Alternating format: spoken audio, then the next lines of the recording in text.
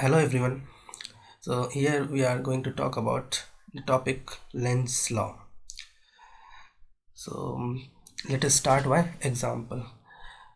जैसे कि मान लो कि there is a loop और let's say कि it is conducting loop. ये क्या है, conducting loop है और इसके सामने मैग्नेट को मूव कराओ, north pole south pole, magnet is moving like this. तो तुमने फैराडेज लॉ में देखा होगा कि इसमें इस करंट कैरिंग रिंग में या फिर लूप में करंट आ जाता है. देखो करंट एक पैटर्न को फॉलो करता है. करंट यहाँ पर इस तरह से आएगा कि वो इस मैग्नेट के मोशन को अपोज करेगा. किस तरह से? तो देखो current carrying loop is actually a bar magnet, वो भी एक बार मैग्नेट की तरह बिहेव करेगा. तो करंट इस तरह से प्रोड्यूस होगा इस लूप में सच डैट कि बार मैग्नेट का नॉर्थ पोल लेफ्ट में होगा और साउथ पोल राइट में होगा. तो देखो यहाँ पर नॉर्थ पोल और नॉर्थ पोल के बीच में रिपल्सन हो जाएगा. तो ये जो लेफ्ट वाला मैग्नेट है जो कि इसके पास आ रहा है, इट विल एक्सपीरियंस रिपल्सन. यहाँ पर दोनों में रिपल्सन होगा, मतलब अपोजिशन फेस करेगा. इट विल ये जो करंट कैरी इस तरह से करंट इसमें आएगा सच डैट कि ये इसको रिपेल करेगा. जो लेफ्ट वाला मैग्नेट पास में आना चाह रहा है उसको ये current carrying loop it will repel. अगर तुम थोड़ा सा राइट हैंड लगाओ, right hand thumb rule use करो, तो तुम करंट के डायरेक्शन को बहुत आसानी से प्रिडिक्ट कर सकते हो. देखो करंट इसमें कुछ इस तरह से आएगा. और मैं आपको ये भी बता दूं कि इसमें जो है ये वाला पार्ट, इस रिंग का ये वाला पार्ट है ना, ये आपको फेस कर, आपके सामने वाला पार्ट है, और ये दूसरा जो पार्ट है इसके अपोजिट पार्ट वो आपसे दूर है. देखो अगर right hand thumb rule use करोगे यहाँ पर, तो फिर उसके अकॉर्डिंग सिंपल आप करंट के डायरेक्शन में, करंट कैरिंग लूप में राइट हैंड थंब रूल कैसे लगाते हो? करंट के डायरेक्शन में फिंगर्स को, राइट हैंड के फिंगर्स को कर्ल करते हो. थंब यूजुअली क्या करता है, मैग्नेटिक फील्ड के डायरेक्शन में पॉइंट करता है, लेकिन यही यहाँ पर थंब जो है साउथ टू नॉर्थ डायरेक्शन में पॉइंट करेगा. तो बहुत आसानी से तुम बता सकते हो करंट का डायरेक्शन. देखो अगर कोई ऑब्जर्वर है लेफ्ट ये राइट साइड में, इसको ये जो करंट फ्लो दिखेगा it will be clock wise. इसको जो है ना, ये करंट जो दिखाई देगा वो क्लॉक वाइज होगा, दिखाई देगा. एक और एग्जांपल देखते हैं यहीं पर. तो अगेन उसी तरह का रिंग है और एक बार मैग्नेट, इस बार साउथ और ये नॉर्थ, उसी तरह का पोल. इस बार जो है मोशन उल्टे डायरेक्शन में कर दो, मतलब इस रिंग से, है ना, ये जो रिंग है इससे दूर जा रहा है इस केस में. यहाँ पर भी देखो जो तुमने देखा होगा फैराडेज लॉ में कि इसमें करंट इंड्यूस होगा. करंट इस तरह से इंड्यूस होगा कि वो इसको दूर जाने से रोकेगा, इस मैग्नेट को, बार मैग्नेट को. तो कैसे? तो देखो इसमें इस तरह से करंट इंड्यूस हो जाएगा, इंड्यूस करंट इस रिंग में इस तरह से फ्लो होगा कि ये कुछ इस तरह से मैग्नेट बन जाएगा जिसका कि साउथ पोल लेफ्ट में और नॉर्थ पोल राइट में होगा. अब देखो ये ना इसको दूर जाते हुए मैग्नेट पे फोर्स लगाएगा. देखो फोर्स किस इस तरह से अट्रैक्शन का फोर्स लगेगा, नॉर्थ और साउथ में अट्रैक्शन होगा. तो मतलब कहने का मतलब पहले केस में ये नज़दीक आ रहा था बार मैग्नेट, है ना, ये मैग्नेट नज़दीक आ रहा है, तो फिर करंट कैरिंग कॉइल उसको अपोज कर रहा है, और दूसरे केस में ये दूर जाने की कोशिश कर रहा है ये बार मैग्नेट, तो करंट कैरिंग कॉइल उसको अट्रैक्ट कर रहा है. इसके लिए करंट जो है फ्लो कुछ इस डायरेक्शन में होगा, कुछ इस तरह से. और तुम यहाँ से अगर कोई ऑब्जर्वर देखेगा तो वो बता देगा कि this is anti clockwise current, है ना, एंटी क्लॉकवाइज करंट कुछ इस तरह से फ्लो करेगा. अगेन जो मैंने रिंग लिया है उसका ये वाला पोर्शन ये तुम्हारे को फेस कर रहा है, और इसके अपोजिट वाला पोर्शन जो है वो तुमसे दूर है. करंट का direction right hand thumb rule से अप्लाई करके बता सकते हो. तो यहाँ पर हम स्टेटमेंट लिखते हैं, statement of Lenz law. Lenz law, Lenz law. देखो स्टेटमेंट यही बोलता है कि इंड्यूस्ड डायरेक्ट इज प्रोड्यूस्ड, है ना, induced current is produced in such a way, induce या फिर डायरेक्शन ऑफ इंड्यूस्ड करंट, है ना, induced current is produced in such a way, in such a way that it opposes the cause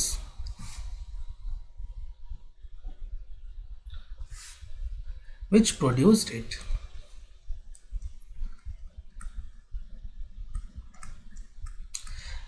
it मतलब induced current है, it मतलब हो गया induced current.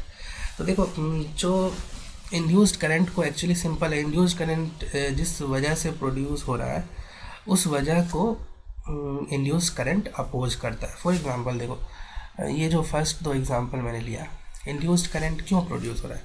देखो अगर बार मैग्नेट रेस्ट में रहता तो इंड्यूस्ड करंट नहीं प्रोड्यूस होता। तो अगर बार मैग्नेट यहाँ पर मूव कर रहा है उसी केस में करंट प्रोड्यूस हो रहा है, तो इसके मोशन को अपोज कर रहा है, ठीक है। तो चाहे वो पास आ रहा है तो भी अपोज कर रहा है, और चाहे वो फर्स्ट केस में बार मैग्नेट पास आ रहा है रिंग के तो भी अपोज कर रहा है रिपल्सन से, और सेकंड केस में बार मैग्नेट दूर जा रहा है रिंग से लेकिन उसमें भी अपोज कर रहा है, क्योंकि बाय अट्रैक्शन, सेकंड केस में अट्रैक्शन फोर्स लग रहा है रिंग और बार मैग्नेट के बीच में। तो यही अपोजिशन जो है ये बताता है लेंज लॉ में। आइए इसके मतलब और इसके कुछ और एग्जांपल्स देखते हैं।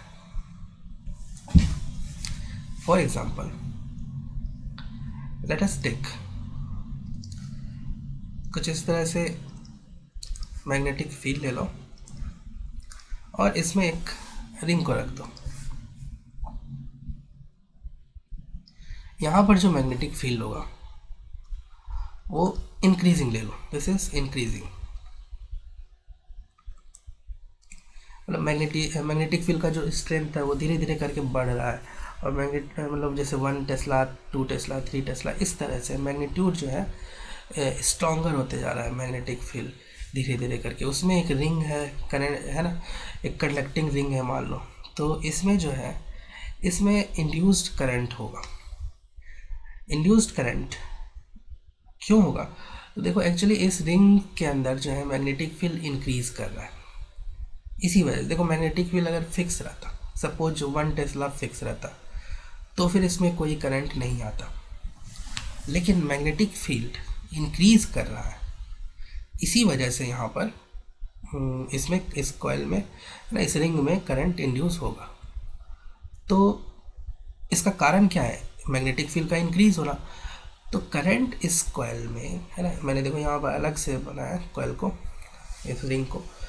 तो करंट इस रिंग में इस तरह से प्रोड्यूस होगा कि वो इस बढ़ते हुए मैग्नेटिक फील्ड को कम करने की कोशिश करेगा। तो अब क्या करेगा, देखो करंट जब फ्लो करेगा इस रिंग में तो ये अपना खुद का एक मैग्नेटिक फील्ड क्रिएट करेगा। तुमको पता है करंट कैरिंग कॉइल जो है उससे मैग्नेटिक फील्ड निकालने का बहुत आसान सा तरीका होता है, राइट हैंड थंब रूल से निकलता है। अब जैसे देखो इस तरह से एंटी क्लॉकवाइज करंट अगर फ्लो होगा, तो अब तुम ये बताओ कि यहाँ पर सेंटर पे बताओ मैग्नेटिक फील्ड का डायरेक्शन कैसे निकालते हैं, राइट हैंड थंब रूल से। बहुत आसानी से राइट हैंड को कर्ल कर लो, के फिंगर्स को कर्ल कर लो in the direction of current, thumb will point in the direction of magnetic field. तो थंब देखो यहाँ पर राइट हैंड को जैसे ही कर्ल करोगे तो thumb will point in the outward direction, देखो out of the plane of the board, ठीक है, तुम्हारे तरफ थंब पॉइंट करेगा। अगर तुम राइट हैंड के फिंगर्स को कर्ल कर लो अलॉन्ग द करंट, है ना, इस करंट के डायरेक्शन में, तो देखो ये जो करंट है इसके कारण आउटवर्ड डायरेक्शन में मैग्नेटिक फील्ड है। और क्वेश्चन में जो दिया गया जिस मैग्नेटिक फील्ड में इस रिंग को रखा गया था वो इनवर्ड मैग्नेटिक फील्ड था, है ना, मैग्नेटिक फील्ड जो रखा गया था जिसमें इस रिंग को वो इनवर्ड था। तो अगर इस तरह से करंट प्रोड्यूस करेगा ये, तो अपना मैग्नेटिक फील्ड जो होगा इसका वो आउटवर्ड होगा, और that is why net magnetic field इस रिंग के अंदर कम होने लगेगा, और डेट इज़ वाई इस तरह से एंटी क्लॉकवाइज डायरेक्शन में magnetic field flow, anti clockwise direction में करंट यहाँ पर फ्लो करेगा। इस बात को ध्यान रखना, याद रखना कि अगर एंटी क्लॉकवाइज करंट फ्लो होगा तो फिर मैग्नेटिक फील्ड उसके कारण आउटवर्ड होता है। बार बार तुमको right hand thumb rule use करने की ज़रूरत नहीं है। चलो लेट्स सी अनदर एग्जाम्पल।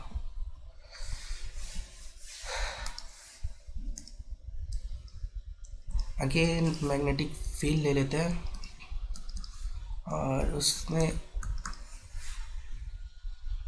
इस बार मैग्नेटिक फील्ड को हम बना लेते हैं decreasing, B here is decreasing, है ना। Magnetic field into the plane ही है लेकिन डिक्रीज कर रहा है। इसमें एक रिंग को रख देते हैं बीच में, ठीक है।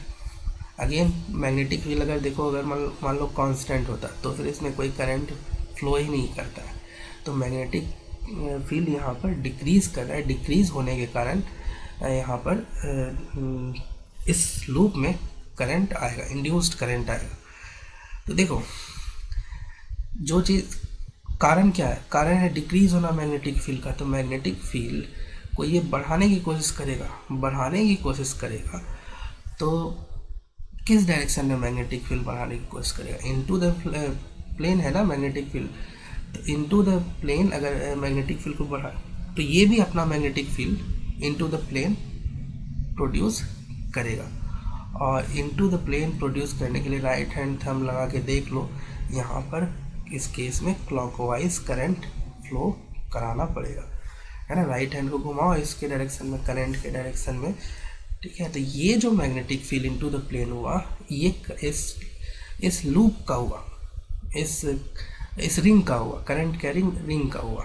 तो ये इसका खुद का मैग्नेटिक फील्ड। अब देखो ये दोनों सेम डायरेक्शन में होगा, ठीक है। इसको ध्यान दो कि ये दोनों सेम डायरेक्शन में है, ये वाले मैग्नेटिक फील्ड और ये एक्सटर्नल मैग्नेटिक फील्ड जिसमें तुमने इमर्ज, है ना, जिसमें तुमने इस रिंग को रखा था। और ये जो है मैग्नेटिक फील्ड यहाँ पर, ये इसका खुद का है। दोनों सेम डायरेक्शन में होने के कारण दोनों एक दूसरे को सपोर्ट करेंगे, यही है इसका मतलब मैग्नेटिक फील्ड अंदर में इंक्रीज करेगा, ठीक है। एक्सटर्नल मैग्नेटिक फील्ड जो है उससे मैग्नेटिक फील्ड यहाँ पर ज़्यादा हो जाएगा, क्योंकि करंट कैरिंग इंड्यूस्ड करंट अपना खुद का मैग्नेटिक फील्ड अंदर के डायरेक्शन में प्रोड्यूस कर रहा है, ठीक है। तो यहाँ पर भी तुमने देख लिया करंट का, इंड्यूस्ड करंट का डायरेक्शन किस तरह से निकालते हैं। Let's see another example. इस बार हम आउटवर्ड मैग्नेटिक फील्ड लेते हैं। Magnetic field here is out of the plane of the board.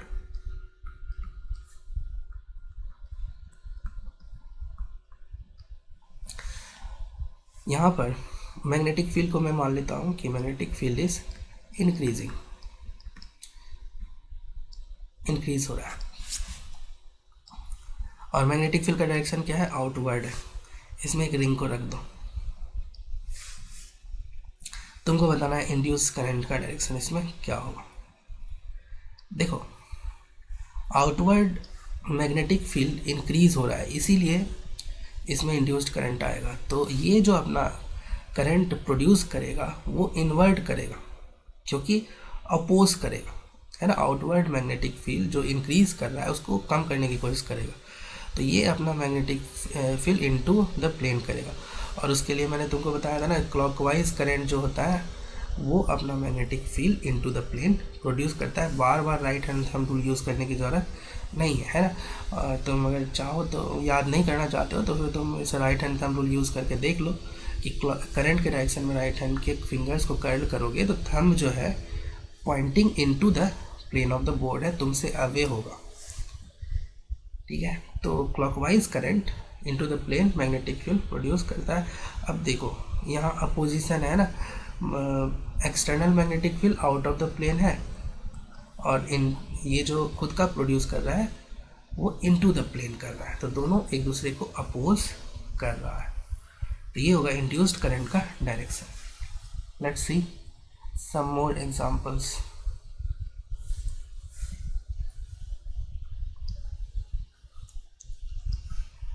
इस बार हम एक वायर लेते हैं, करंट कैरिंग वायर, और it is carrying some current. Current जो है यहाँ पर इंक्रीजिंग है,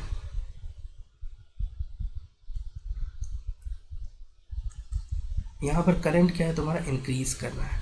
इसके बगल में एक कॉइल को रख दो, ठीक है, कंडक्टिंग रिंग रख दो यहाँ पर। अब तुमको बताना है कि इसमें इंड्यूस्ड करंट कैसा होगा। देखो, इस वायर के कारण, करंट कैरिंग वायर के राइट साइड में मैग्नेटिक फील्ड का डायरेक्शन बताओ कैसा होगा। इनटू द प्लेन होगा, right hand thumb rule use कर लो, और यहाँ पर मैग्नेटिक फील्ड का डायरेक्शन क्या होगा, कुछ इस तरह से होगा। क्योंकि magnetic field equals to B equals to mu naught I by 2 pi R होता है, तो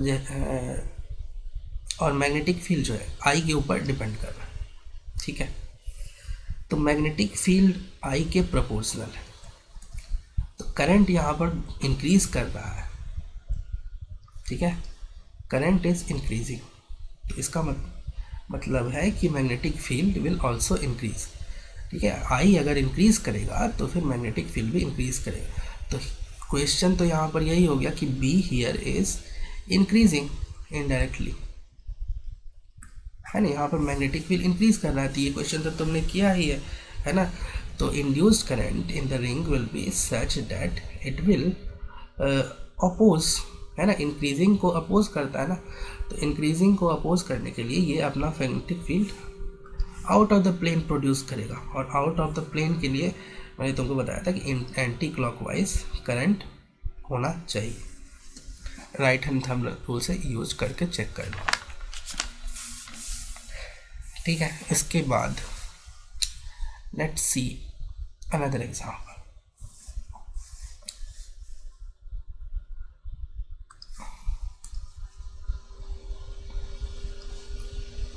मैं यहाँ एक रीजन ले रहा हूँ, इस रीजन के अंदर मैग्नेटिक फील्ड है जो कि इनटू द प्लेन है। इस पूरे रीजन में मैग्नेटिक फील्ड है जो कि इनटू द प्लेन,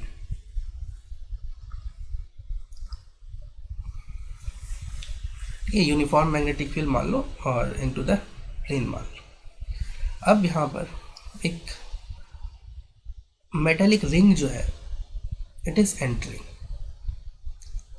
वो एंटर कर रहा है, वी वेलोसिटी से राइट वर्ड मूव कर रहा है इस यूनिफॉर्म मैग्नेटिक फील्ड में, वी वेलोसिटी से राइट वर्ड मूव कर रहा है। तो जब ये एंटरिंग केस है, दिस इज एंटरिंग वाला केस है, ये एंट्री है यहाँ पर हो रहा है इस मैग्नेटिक फील्ड रीजन में, इसमें जो मैग्नेटिक फील्ड है इसमें इस रिंग का एंट्री हो रहा है, यहाँ पर एंट्रेंस है। तो अब तुम्हें ये बताना है कि इसमें इंड्यूस्ड करंट का डायरेक्शन कैसा होगा रिंग, है ना, इस जगह पे इंड्यूस्ड करंट का डायरेक्शन क्या होगा। एक चीज़ तुम देखो, मैग्नेटिक इस रिंग के अंदर, इस रिंग का जो पोर्शन मैग्नेटिक फील्ड में एंटर कर गया है, ठीक है, इस रीजन में मैग्नेटिक फील्ड है, ये जो मैंने इसको सेट किया है ना, इस पूरे रीजन में, ये पूरा रीजन मैग्नेटिक रिंग का ये पार्ट मैग्नेटिक फील्ड के अंदर हो गया। तो यहाँ पर अब देखो, इसमें तुम मैग्नेटिक फ्लक्स तुम कैलकुलेट कर सकते हो। फ्लक्स इक्वल्स टू क्या होता है, बी इंटू ए। ये शेडेड एरिया अंदर जा रहा है, धीरे धीरे क्या होगा, थोड़े टाइम के बाद और भी ये एरिया बढ़ेगा, जो कि वो एरिया जिसमें कि मैग्नेटिक फील्ड है ना, वो एरिया, रिंग का वो एरिया जो कि मैग्नेटिक फील्ड के अंदर है, उसकी वैल्यू, ए की वैल्यू बढ़ते जाएगी जैसे जैसे ये राइट में मूव करे। थोड़ा देर के बाद देखो कुछ इस तरह से पूरा का रिंग अंदर चला जाएगा, ठीक है, थोड़ा देर के बाद। तो कहने का मतलब ये जब एंटर कर रहा होगा उस समय ये एरिया जो है मैग्नेटिक, ये एरिया की वैल्यू बढ़ेगा। तो इससे मतलब है कि मैग्नेटिक फ्लक्स जो है उसकी वैल्यू इंक्रीज करेगी, है ना। इस फ्लक्स को डिक्रीज करने के लिए इस, है ना, ये अपना मैग्नेटिक फील्ड कुछ आउटवर्ड प्रोड्यूस करेगा। देखो मैग्नेटिक फील्ड क्या है, इनटू द प्लेन है, और वो इसकी वैल्यू इंक्रीज़ कर रही है, फ्लक्स की वैल्यू, तो उसको कम करने के लिए ये खुद का मैग्नेटिक फील्ड जो प्रोड्यूस करेगा वो out of the plane produce करेगा। और आउट ऑफ द प्लेन के लिए तुमको पता ही है कि एंटी क्लॉकवाइज करंट फ्लो करता है। तो अब देखो ये इसका अपना मैग्नेटिक फील्ड जो है आउटवर्ड होगा और इस मैग्नेटिक फील्ड रीजन का इनवर्ड होगा, तो मैग्नेटिक फील्ड को यहाँ पर जो एक्चुअली नेट मैग्नेटिक फील्ड जो होगा वो उसकी वैल्यू कम हो जाएगी, या फिर बोल सकते हो नेट मैग्नेटिक फ्लक्स इससे कम होगा, इसलिए इसमें कुछ एंटी क्लॉकवाइज करंट फ्लो करेगा। अब हम बात कर रहे हैं एग्जिट के टाइम, ठीक है। अब हम बात कर रहे हैं एग्जिट के टाइम। देखो जब एग्जिट होगा तो वो एरिया जिसमें कि जो कि मैग्नेटिक फील्ड के अंदर है, मैग्नेटिक फील्ड के इनसाइड है, ये है ना, एग्जिट टाइम ये एरिया जो है डिक्रीज करेगा, है ना, ये एरिया क्या होगा, डिक्रीज करेगा, जिसमें कि जो एरिया की मैग्नेटिक फील्ड के अंदर है, A here is the area which is inside the magnetic field. तो इससे जो फ्लक्स की वैल्यू है, flux equals to B into A, ये जो है ना फ्लक्स डिक्रीज हो रहा है यहाँ पर। तो लेंज लॉ बोलता है कि यहाँ पर जो है ना, और इसी कारण से फ्लक्स के डिक्रीज होने के कारण से ही जो है इसमें मैग्नेट ने इंड्यूस्ड करंट होगा। तो इंड्यूस्ड करंट लेंज लॉ से इस चीज़ को अपोज करेगा। तो अपोज कैसे करेगा, तो ये मैग्नेटिक फील्ड अपना जो है सेम डायरेक्शन में प्रोड्यूस कर, देखो यहाँ पर डिक्रीज है, डिक्रीज होगा ना तो सपोर्ट करता है, डिक्रीज होगा, अगर फ्लक्स डिक्रीज हो रहा है तो डिक्रीजिंग फ्लक्स को सपोर्ट करने के लिए ये कुछ सेम डायरेक्शन में है ना, क्लॉकवाइज डायरेक्शन में, अगर इस तरह से मैग्नेटिक इस तरह से करंट अगर प्रोड्यूस होगा तो देखो इसके कारण जो है ना क्लॉकवाइज की डायरेक्शन में into the plane magnetic field होगा। तो यहाँ पर देखो मैग्नेटिक फील्ड बढ़ जाएगा, ठीक है, कॉइल के अंदर जो है मैग्नेटिक फील्ड की वैल्यू बढ़ जाएगी। तो ये जो डिक्रीजिंग फ्लक्स है, फाई की वैल्यू जो कि डिक्रीज कर रही है, अब वो इंक्रीज हो जाएगा, क्योंकि ये अपना मैग्नेटिक फील्ड उसी के डायरेक्शन में प्रोड्यूस करेगा, एक्सटर्नल मैग्नेटिक फील्ड के सपोर्ट करेगा, तो इनसाइड मैग्नेटिक फील्ड बढ़ेगा और डेट इज़ वाई फाई को इंक्रीज करने की कोशिश करेगा। ये एंट्री और एग्जिट हो गया, ये था तुम्हारा एग्जिट। अब हम बात करते हैं अंदर, ठीक है। मान लो कि जब लूप यहाँ से यहाँ मूव किया, inside uniform magnetic field, magnetic field क्या है, uniform magnetic field, uniform magnetic field के अंदर एक कॉइल यहाँ से यहाँ मूव किया है, एक रिंग यहाँ से यहाँ मूव किया है, कंडक्टिंग रिंग। तो तुमको ये बताना है कि कितना इसमें इंड्यूस्ड करंट का डायरेक्शन क्या होगा, या फिर होगा या नहीं होगा।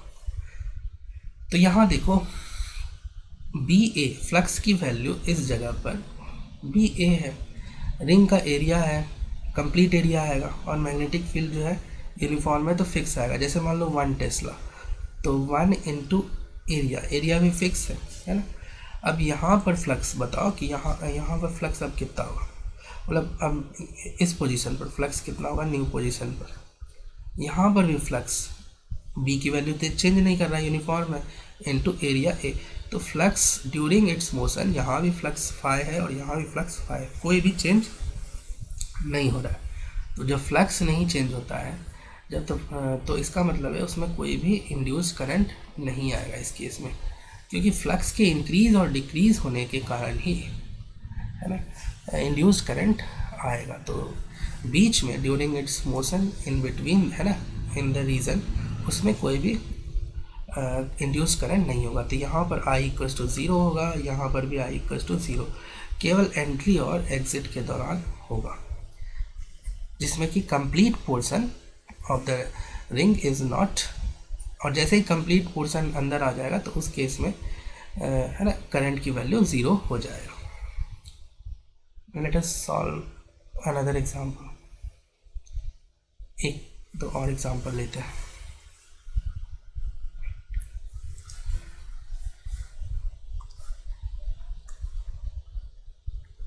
Again magnetic field here is uniform, जिस तरह से into the plane magnetic field.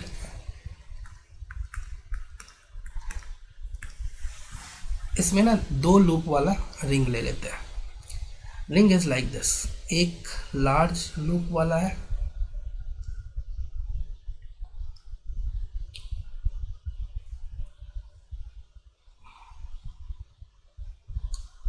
और एक स्मॉल लूप। ठीक है, तो यहाँ पर देखो एक दूसरे को टच नहीं कर रहा है। ठीक है, एक दूसरे के ऊपर से गया है तो टच नहीं कर रहा है। देखो यहाँ पर दो लूप है। यहाँ पर हम ले लेते हैं magnetic field here is increasing, magnetic field here is increasing. Last case में जो है ना मैग्नेटिक फील्ड हमारा यूनिफॉर्म था। दिस इज मैंने लिख भी दिया है, देखो यहाँ यूनिफॉर्म मैग्नेटिक फील्ड। ठीक है, इस केस में हम मैग्नेटिक फील्ड को इंक्रीजिंग मान लेते हैं। तो what will be the direction of induced current in the ये दो लूप वाला रिंग, इसमें क्या होगा। ठीक है, तो अब देखो अगर तुम बात करो तो यहाँ मैग्नेटिक फील्ड इंक्रीज कर रहा है। मैग्नेटिक फील्ड इंक्रीज कर रहा है तो करंट इस तरह से इंड्यूस होगा कि मैग्नेटिक फील्ड को डिक्रीज करने की कोशिश करेगा। और डिक्रीज करने के लिए आउटवर्ड मैग्नेटिक है ना, ये जो खुद का मैग्नेटिक फील्ड क्रिएट करेगा। दोनों रिंग जो है ना, एक ये लार्ज रिंग है और एक स्मॉल रिंग है। तो ये जो है डिक्रीज करने के लिए तुमने देखा कि एंटी क्लॉकवाइज करंट प्रोड्यूस करेगा। ठीक है, एंटी क्लॉकवाइज से देखो ये अपना magnetic field out of the plane करेगा। बट इसके बारे में है ना, अगेन ये भी कुछ इस तरह से करता। अगर अकेले रहता तो अकेले दोनों लूप रहते तो कुछ इस तरह से करता। अब देखो प्रॉब्लम क्या हो रहा है मैं बताता हूँ। ठीक है, अकेले अगर दोनों रहता तो दोनों इस तरह से अपोज करने के लिए इंक्रीजिंग मैग्नेटिक फील्ड को आउटवर्ड मैग्नेटिक फील्ड प्रोड्यूस करेगा खुद से दोनों अपना। तो कुछ इस तरह से। अब देखो प्रॉब्लम क्या हो रहा है। लेट्स ड्रॉ द करंट, ये इस तरह से ड्रॉ करो। ठीक है, ये तो सही है। यहाँ से अगर तुमने ड्रॉ किया तो जिस तरह से तुमने नीचे ड्रॉ किया वहाँ लार्जर लूप में ड्रॉ किया। अब अगर तुम इसी तरह से इसमें करते हो ड्रॉ तो ये तो नीचे वाले के अपोजिट हो गया। मतलब छोटा वाला loop into the plane produce करेगा। जिस तरह से मैंने यहाँ पर ड्रॉ कर रहा हूँ तो छोटा वाला उस तरह से जो है, छोटा वाला लूप जो है स्मॉलर लूप, स्मॉलर रिंग, वो इनटू द प्लेन प्रोड्यूस करेगा और लार्जर लूप जो है वो out of the plane produce करेगा। तो ऐसा इसलिए होगा क्योंकि देखो करंट जो है वो तो वायर में सेम डायरेक्शन में फ्लो करेगा इस तरह से। ठीक है, करंट तो सेम डायरेक्शन में फ्लो करेगा। तो इस केस में तुमको जो क्या करना है, जो लार्जर लूप है ना उसमें जिस डायरेक्शन में करंट फ्लो होगा उसी को तुमको पूरे लूप में घुमाना है, उसी डायरेक्शन में करंट फ्लो करेगा। ठीक है, स्मॉलर लूप के अकॉर्डिंग करंट फ्लो नहीं करेगा। इसका कारण मैं तुमको बताता हूँ। इसका कारण ये है कि देखो लार्जर लूप में जो है ना ईएमएफ ज़्यादा होगा। मतलब इसमें जो ईएमएफ बैटरी बना है वो लार्जर पोटेंशियल डिफरेंस का है, ईएमएफ उसका ज़्यादा है। ठीक है, और स्मॉलर लूप में जो ईएमएफ बना है उसका पोटेंशियल डिफरेंस या उसका ईएमएफ कम है। तो नेट ईएमएफ जो होगा यहाँ पर E1 माइनस E2 हो जाएगा। जैसे मान लो इसमें E1 ईएमएफ डेवलप हुआ, इसमें E2 हुआ, तो नेट ईएमएफ जो होगा larger EMF will decide, current will flow according to the larger EMF. तो लार्ज लूप में लार्ज ईएमएफ होगा, E1 हमारा जो होगा लार्जर होगा E2 से, और वही डिसाइड करेगा कि उसी के जिस है ना लार्जर ईएमएफ के अकॉर्डिंग करंट के फ्लो को फ्लो करा दो। एक और एग्जांपल से देखते हैं, लेंज लॉ को समझते हैं। जैसे मान लो हॉरिजॉन्टल रिंग है, इस तरह से हॉरिजॉन्टल रिंग है और इसके ऊपर एक बार मैग्नेट को इस तरह से फॉल करा दो, नॉर्थ और ये साउथ पोल। तो तुमको क्वेश्चन ये बता रहा है कि comment on the acceleration due to gravity. तुमको ये बताना है कि इसका जो एक्सेलरेशन होगा है ना, ये एक्सेलरेशन इक्वल टू जी होगा या फिर एक्सेलरेशन जी से बड़ा होगा या फिर acceleration will be less than g. तीन ऑप्शन तुम्हारे पास है। तो देखो ये बार मैग्नेट इज रिंग के पास, ये जो रिंग हॉरिजॉन्टल रिंग है ये एक्चुअली कंडक्टिंग है, तो इसमें करंट फ्लो कर सकता है। तो ये अप्रोच कर रहा है, it is moving towards the ring, और रिंग ये फिक्स है ना, रिंग यहाँ पर फिक्स है। तो इसके कारण इसमें करंट, इंड्यूस्ड करंट आएगा, और इंड्यूस्ड करंट इस तरह से आएगा कि ये रिंग जो है एक खुद एक बार मैग्नेट बन जाएगा, और वो इसके मोशन को अपोज करेगा, ये इस तरह से बन जाएगा, और डेट इज़ वाई इस पर एक फोर्स लगेगा, और इस फोर्स के कारण इसका एक्सेलरेशन ड्यू टू ग्रेविटी जो होगा लेस देन जी होगा, है ना। तो ये ऑप्शन सही होगा। इवन जब ये रिंग के नीचे से पास करेगा, है ना, तो भी तुम बता सकते हो कि जैसे मान लो कि ये रिंग के नीचे से दूर जा रहा है, लेकिन देखो अब ये दूर जाने वाली कंडीशन में आ गया, है ना। तो ये साउथ था ऊपर और ये नॉर्थ। तो अब जो है इस केस में भी इंड्यूस्ड करंट जो होगा इस तरह से होगा कि इसको अपोज करेगा, इसके नीचे जाने के, है ना, मोशन को अपोज करेगा। और कैसे करेगा, तो देखो ये एक करंट है ना, इसमें करंट इस तरह से फ्लो करेगा, ये एक बार मैग्नेट बन जाएगा, और अपोज करने के लिए देखो नीचे नॉर्थ पोल और ऊपर साउथ पोल, इस तरह से बार मैग्नेट बन जाएगा। तो इसके कारण क्या होगा, देखो नॉर्थ और साउथ में अट्रैक्शन होगा, और ये फोर्स लगेगा, और ये नीचे जा रहा था वी से, है ना। तो देखो इसका एक्सेलरेशन ड्यू टू ग्रेविटी जो है वो जी से लेस होगा। एक और एग्जांपल देखते हैं।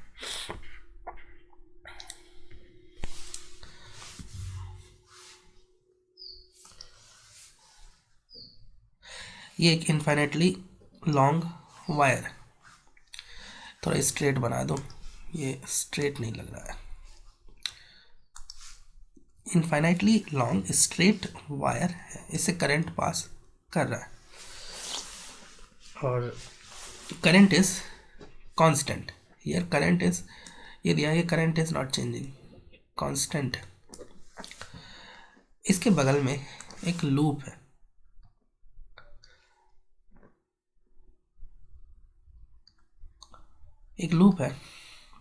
और ये इस तरह से कुछ मूव कर रहा है parallel to the infinite wire.